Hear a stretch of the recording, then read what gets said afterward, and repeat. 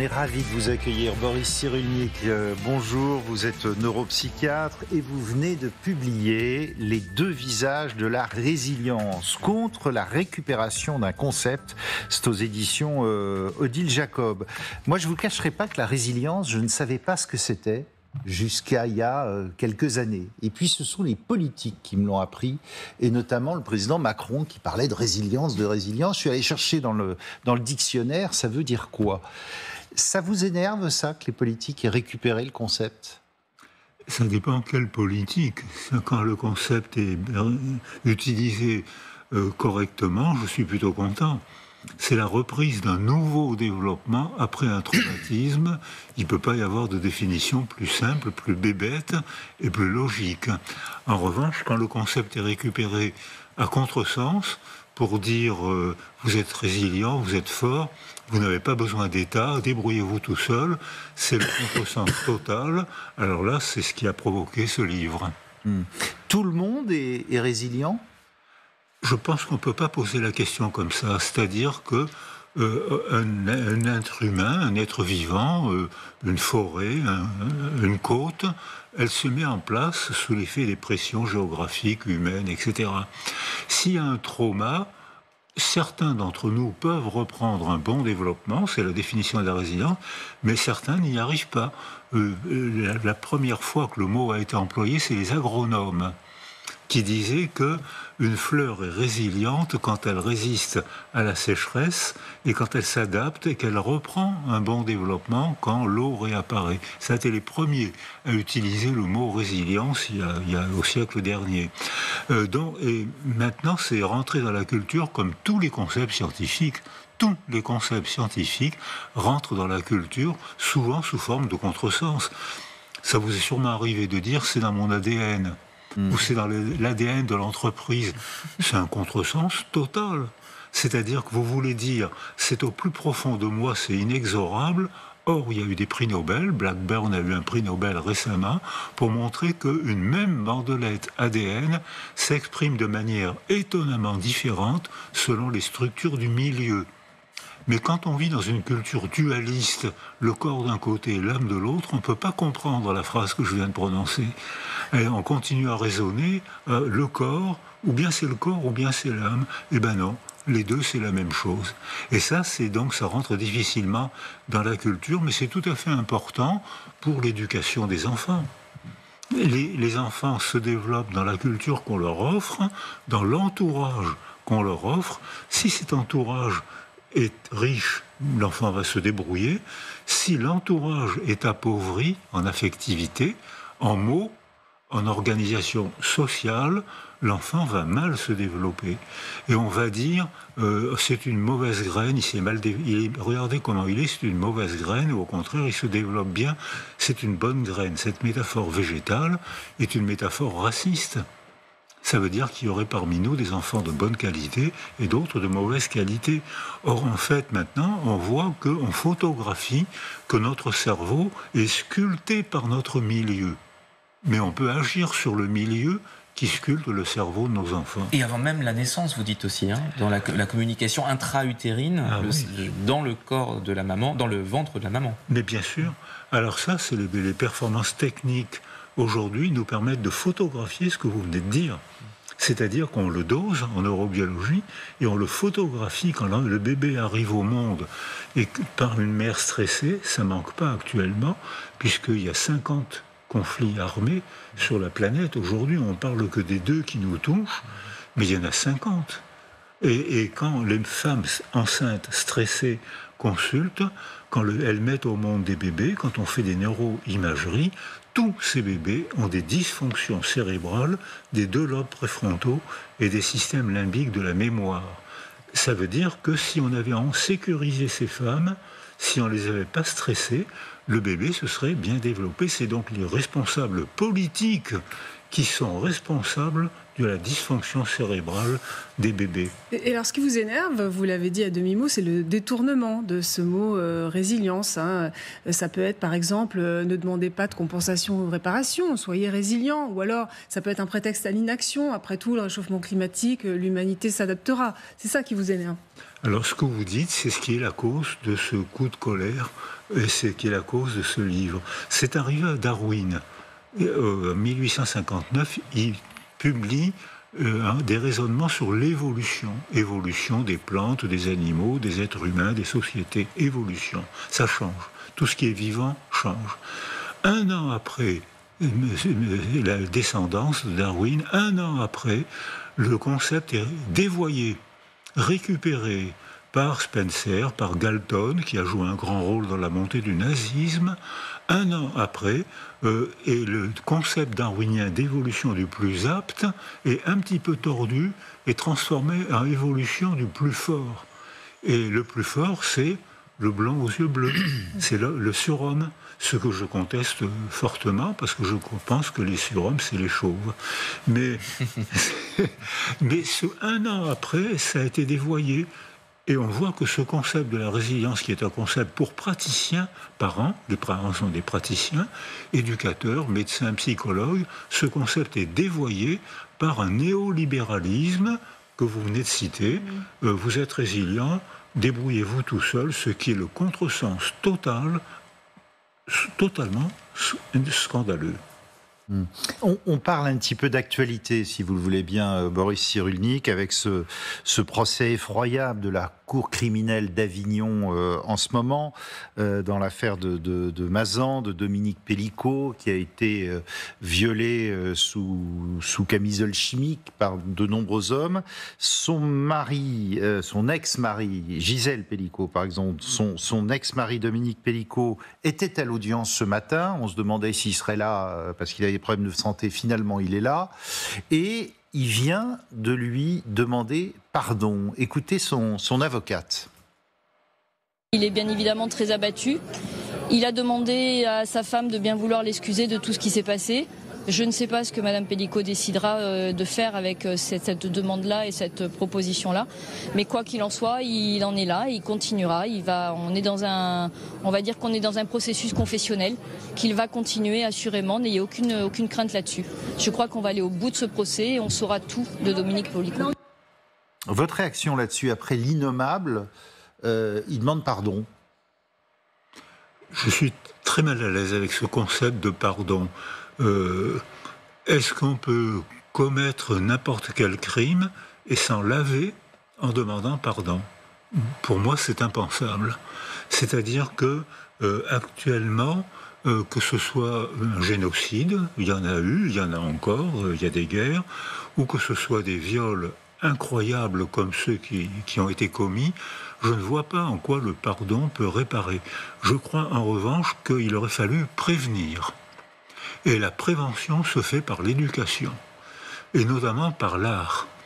Il y a eu l'époque des troubadours au XIIIe siècle, où le duc d'Aquitaine a proposé les cours d'amour. Et là, les hommes ont appris à courtiser les femmes. Parce que je pense qu'il faudrait probablement réinventer les cours d'amour, ce que font beaucoup de théâtres, de cinéastes, de poètes, de chanteurs. Ça s'apprend. Donc là, on est soumis à la pulsion. C'est la définition de la perversion. On est soumis à la pulsion. Je pense que là, il y a une lacune éducative des hommes, un peu des femmes, mais beaucoup plus des hommes. Je pense qu'il vaut mieux prévenir pour ne pas avoir à pardonner. Je suis très mal à l'aise avec le concept de pardon, ça blanchit pas. Elle a dit d'ailleurs, Gisèle Pellicot, je ne lui pardonnerai pas. Après, pour les victimes, c'est important déjà comme processus qu'il y ait une demande de pardon. S'il était devant ce tribunal, renfrogné, en voulant pas reconnaître ses torts, ce serait encore pire.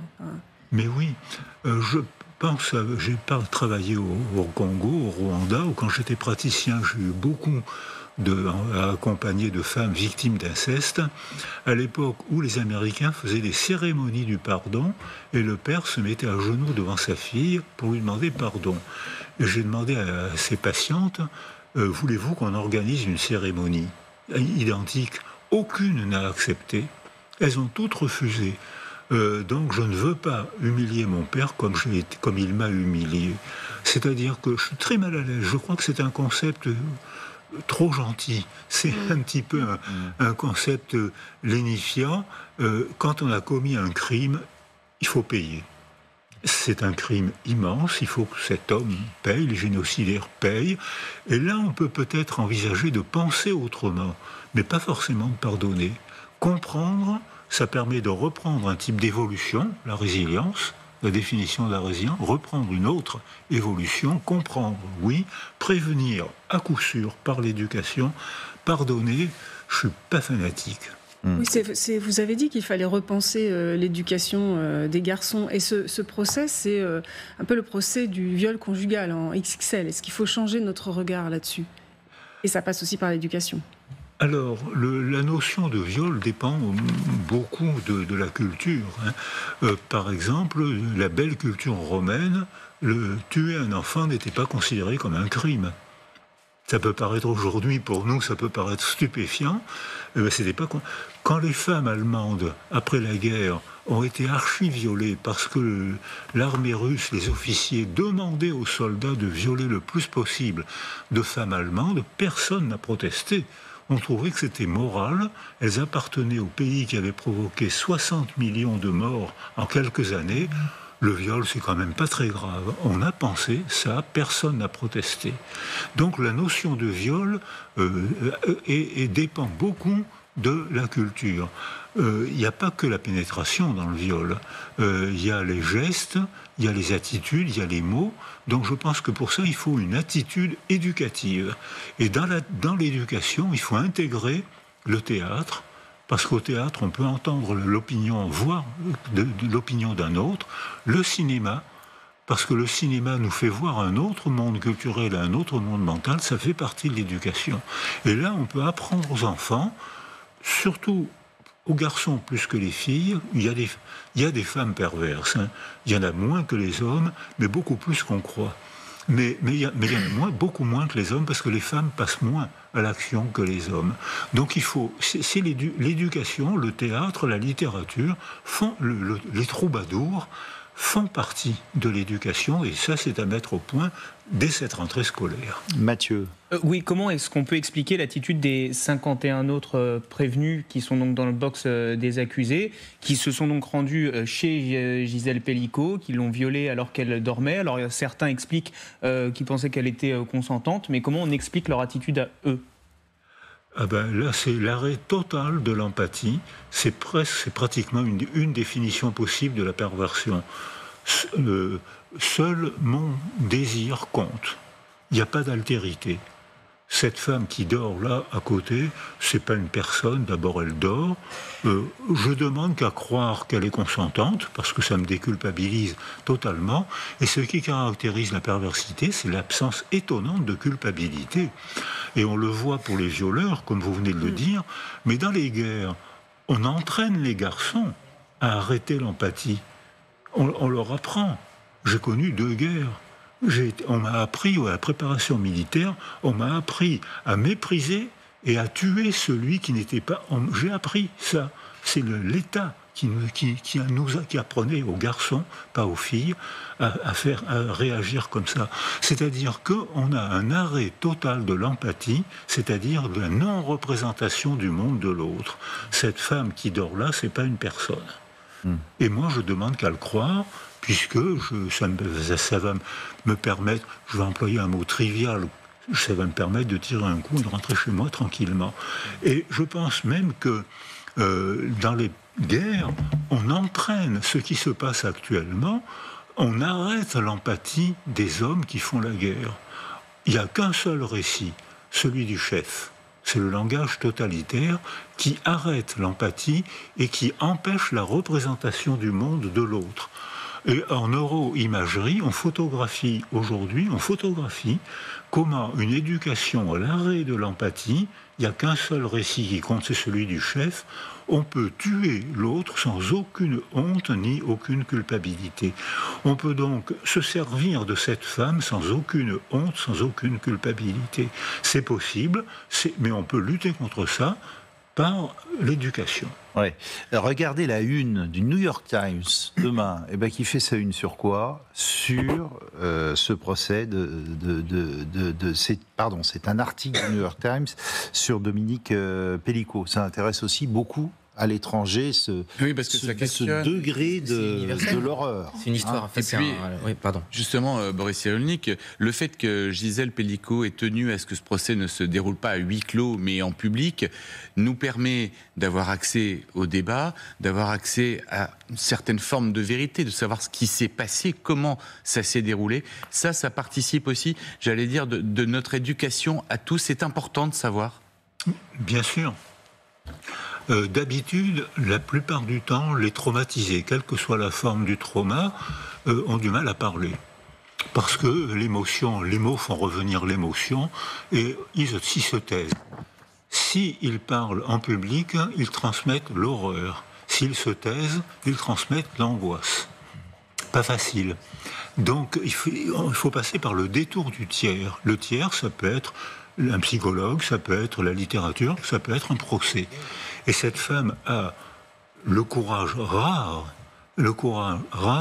de témoigner de ce qu'elle a subi, mais finalement, elle l'a pas senti, elle n'était pas là. Peu, oui.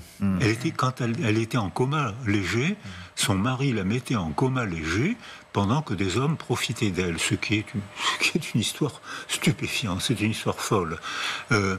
Mais ça veut dire qu'elle n'était pas là. Donc peut-être c'est pour ça qu'elle a le courage de prendre position, parce que si elle avait été consciente, probablement, elle aurait une émotion insupportable et elle aurait du mal à parler. Donc il faut accompagner d'habitude les victimes, mais elle a cette force de venir en parler elle-même. Ça fait partie de la résilience. Boris Cyrulnik, autre thème d'actualité, le dernier livre de Victor Castanet, Les Ogres, qui démontre qu'il y a un certain nombre de pouponnières, de crèches qui ont cédé à l'Holocauste, c'est-à-dire d'avoir le moins de services possible, quitte à traumatiser les enfants. Moins de couches, moins de repas, moins d'attention des infirmières débordées. Réaction là-dessus? Alors ça, c'est très travaillé scientifiquement, ce que vous venez de dire. Un milieu appauvri en affect, en affectivité, les enfants se mettent à parler seulement entre le 20e et le 30e mois, quelle que soit la culture et quel que soit le niveau socio-culturel des parents. Le contenu des mots est différent selon la culture des parents. Si les parents parlent beaucoup entre eux et s'adressent beaucoup au bébé, le bébé va rentrer en maternelle à l'âge de 3 ans avec un stock de 2-3 000, parfois plus que ça, de mots. Si le bébé, on ne lui adresse pas la parole, on ne parle pas, il va rentrer en maternelle au même âge avec un stock de 200 ou 300 mots. Devinez lesquels vont devenir bons élèves. L'inégalité sociale commence à la crèche, avant l'entrée même à l'école. Si ces enfants, ce que vous venez de dire, le milieu est appauvri pour des raisons financières, c'est-à-dire que pour gagner des sous, on nettoie moins les enfants, on les nourrit moins bien. Depuis les années 1930, on sait que lorsque le milieu est appauvri, ça provoque des troubles du comportement de l'enfant. Depuis une 15 ou 20 ans, depuis le développement de la neuroimagerie, on photographie comment, lorsque le milieu est appauvri en affectivité, en mots et en soins quotidiens, ça provoque une dysfonction cérébrale qui est toujours la même qu'on peut photographier. Atrophie des 2 lobes préfrontaux, atrophie des 2 lobes de l'anticipation, atrophie du système limbique, lobe de la mémoire. Il n'y a pas de relation. Moi, bébé, j'ai rien à mettre en mémoire. Ouais. Il n'y a personne qui s'occupe de moi. Pourquoi voulez-vous que je stimule mon lobe préfrontal pour tendre les bras, pour babiller? Donc cet appauvrissement-là est une agression. Appauvrissement que vous signalez est une agression neurologique grave où on peut déclencher un processus de résilience. Et qui vont vers des inégalités, évidemment, malheureusement, qu'on ne peut pas empêcher. Merci beaucoup, Boris Cyrulnik. Je rappelle votre dernier livre, Les deux visages de la résilience contre la récupération d'un concept, aux éditions Odile Jacob.